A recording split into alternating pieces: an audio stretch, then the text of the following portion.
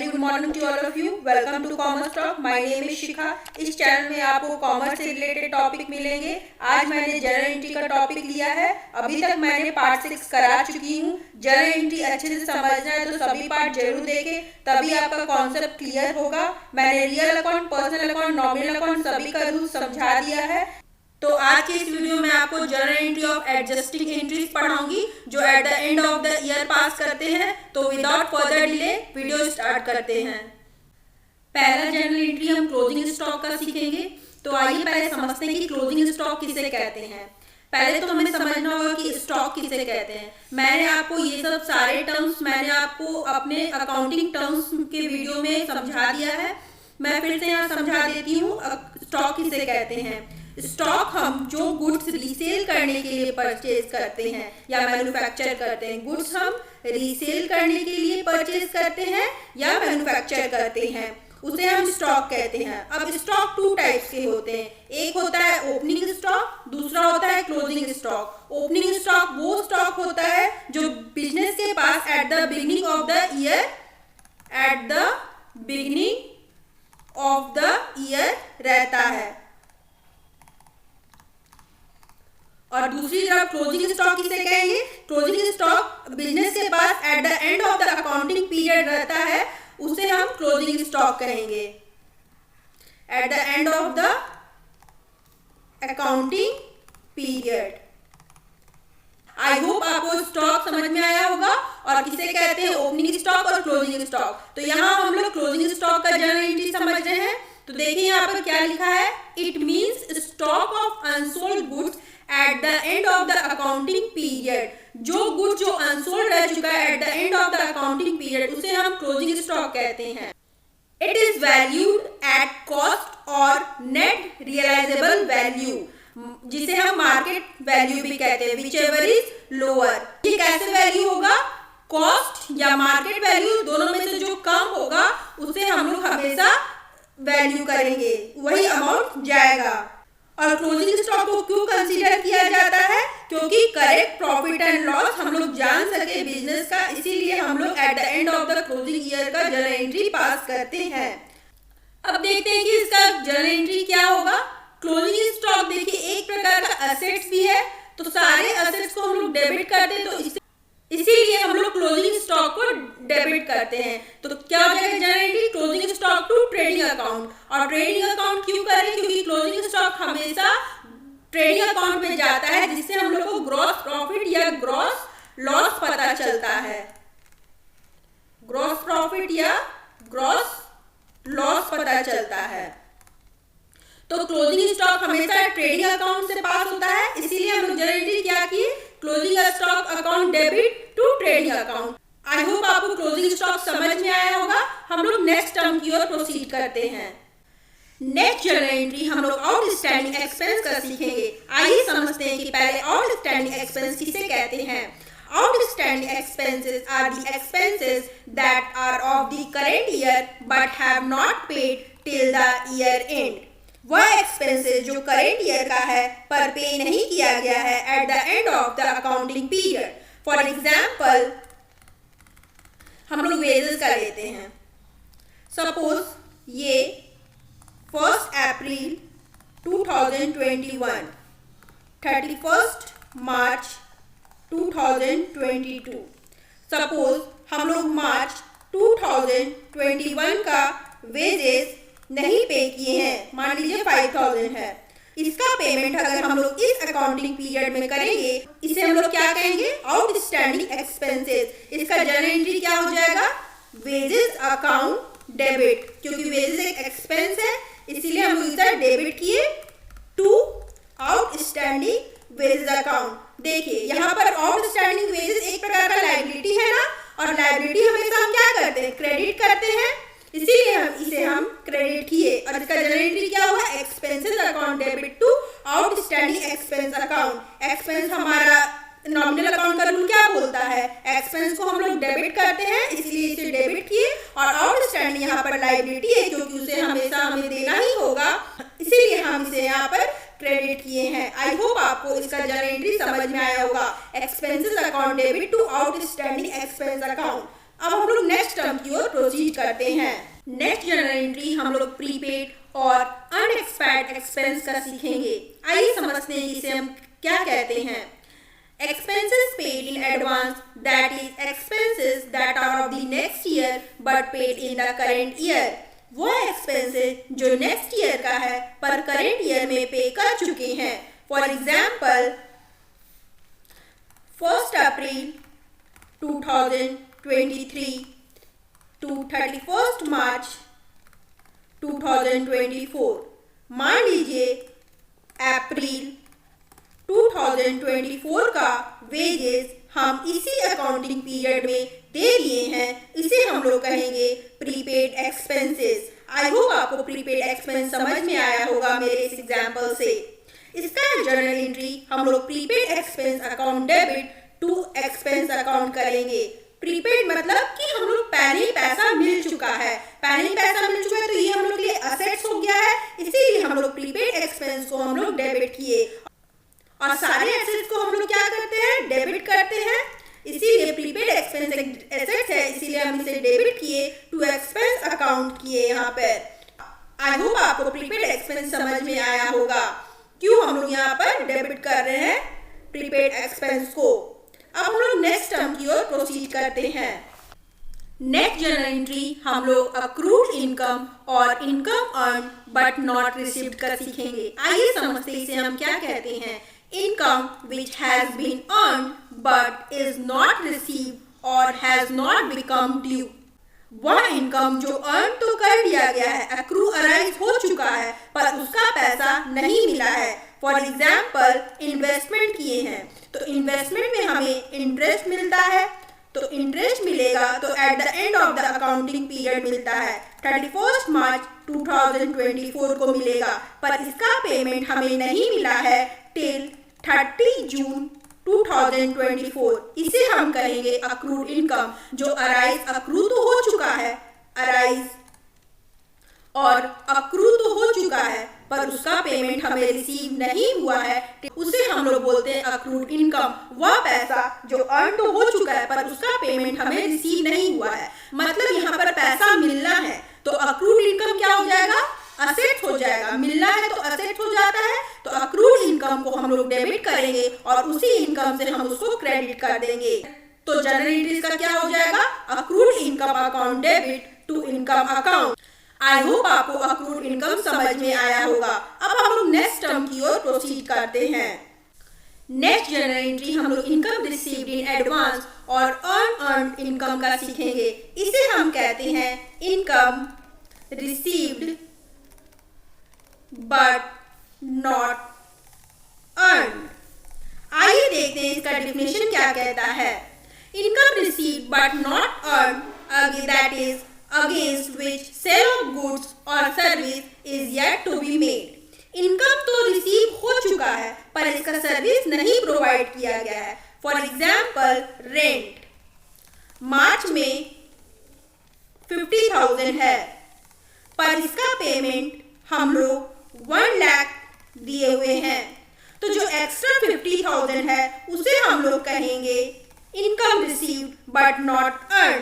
मतलब जो पैसा हम दिए हुए हैं उसका सर्विस हमें प्रोवाइड नहीं किया गया है, मतलब जो रेंट हम लोग नहीं रहे हैं उसका पेमेंट हम लोग कर चुके हैं, तो एक प्रकार का एडवांस में पे हुआ है और ये हम लोग के लिए लायबिलिटी है। इसीलिए आप देख सकते हैं जनरल एंट्री में इनकम रिसीव्ड इन एडवांस को हम लोग क्रेडिट किए हैं। इसका जनरल एंट्री क्या हो जाएगा, income received account debit to income received in advance. हम लोग बोल सकते हैं कि वह इनकम जो हमें रिसीव तो हो चुका है पर उसका सर्विस हम प्रोवाइड नहीं कर दिए हैं और वो हम लोग के लिए एक प्रकार का लायबिलिटी है, इसीलिए हम लोग इसको क्रेडिट किए। तो इसका जनरल एंट्री हो जाएगा income received account debit to income received in advance account. I hope आपको इनकम रिसीव्ड इन एडवांस समझ में आया होगा। अब हम लोग नेक्स्ट जनरल एंट्री की ओर प्रोसीड करते हैं।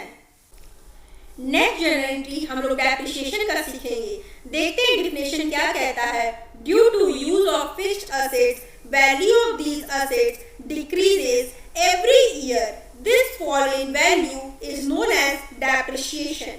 डेप्रिसिएशन हम जब गुड्स का यूज करते हैं, फॉर एग्जाम्पल मशीनरी, से 3 इयर्स तक हम यूज कर रहे हैं, तो हर साल मशीनरी में कमी आती है। उस कमी को हम लोग डिक्रीज इन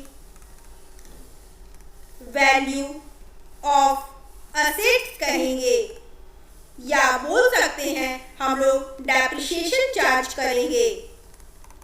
तो इसका जर्नल एंट्री क्या होगा? Depreciation account debit to fixed assets account. Depreciation हमारे लिए एक्सपेंस है, इसीलिए हम लोग इसे डेबिट किए हैं। तो इसका जर्नल एंट्री क्या हो जाएगा? Depreciation account debit to fixed assets account. I hope आपको डेप्रिसिएशन टर्म समझ में आया होगा। डेप्रिसिएशन हम लोग जब फिक्स्ड असेट्स का यूज करते हैं और उस वैल्यू में कुछ डिक्रीज होता है, तब हम लोग डेप्रिसिएशन चार्ज करते हैं।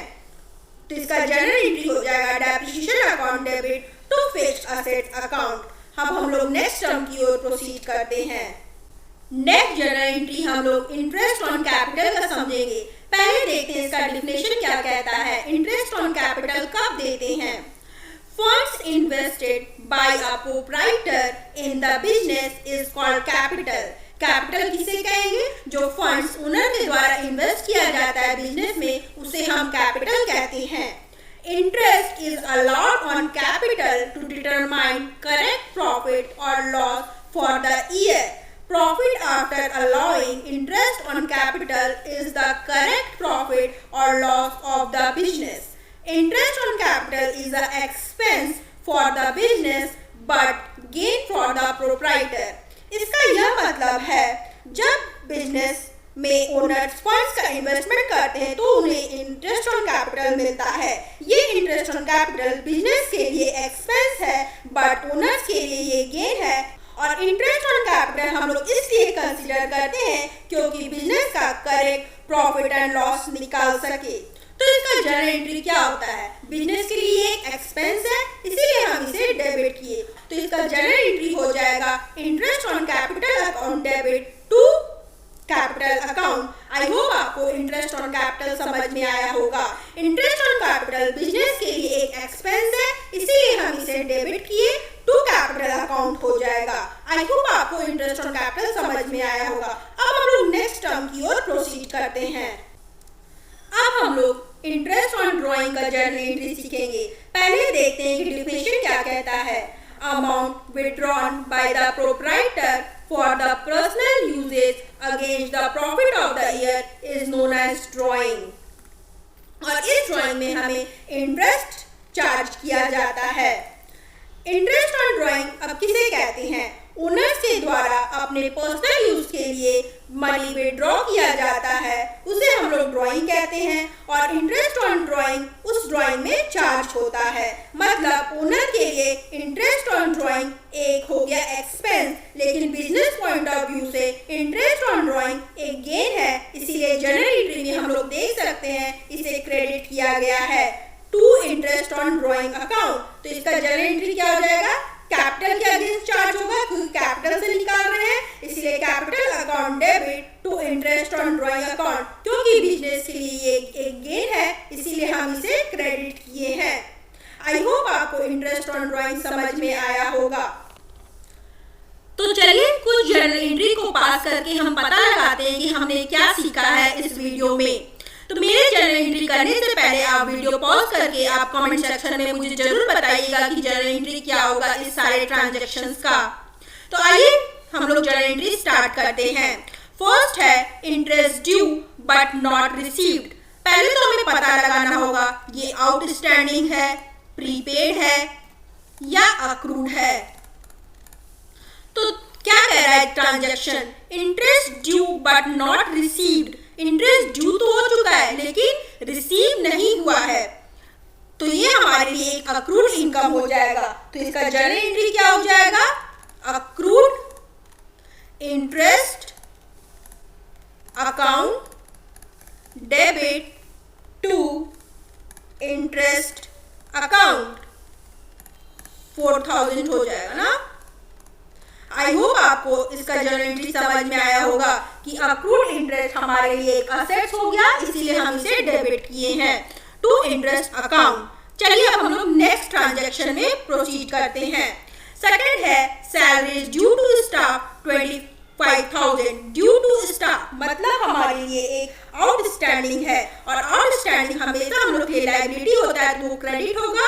तो क्या हो जाएगा, salaries account debit to outstanding salaries account 25,000। I hope आपको आउटस्टैंडिंग का जर्नल एंट्री समझ में आया होगा, क्यों हम इसे क्रेडिट किए हैं। अब हम लोग नेक्स्ट ट्रांजैक्शन की ओर प्रोसीड करते हैं। मैं जल्दी इसलिए करवा रही हूँ क्योंकि आपका ये रिवीजन टाइम है। Out of the rent paid this year 2,000 relates to the next year.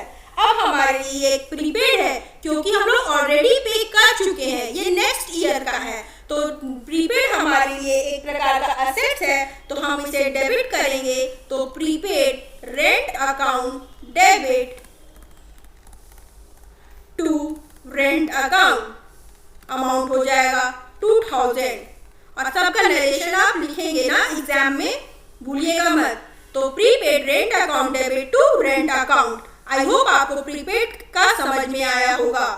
Next है provide 10% depreciation on furniture costing 5,000। अब डेप्रिसिएशन हमारे लिए एक्सपेंस है, तो इसे हमेशा क्या करेंगे, डेबिट करेंगे to depreciation account debit to furniture account.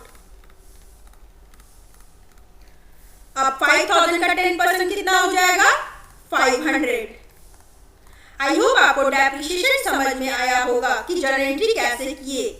Next है goods used in making furniture, sale price and cost price दिया हुआ है। तो हम लोग स्टॉक का समझ रहे थे, तो क्या था, सेल प्राइस, मार्केट प्राइस या cost price which over is lower, उसे हम लोग वैल्यू करते थे। तो इसका जर्नल एंट्री क्या हो जाएगा, हम लोग goods used in making furniture, जो गुड्स खरीदे फर्नीचर में यूज हो रहा है, तो furniture account debit to purchases account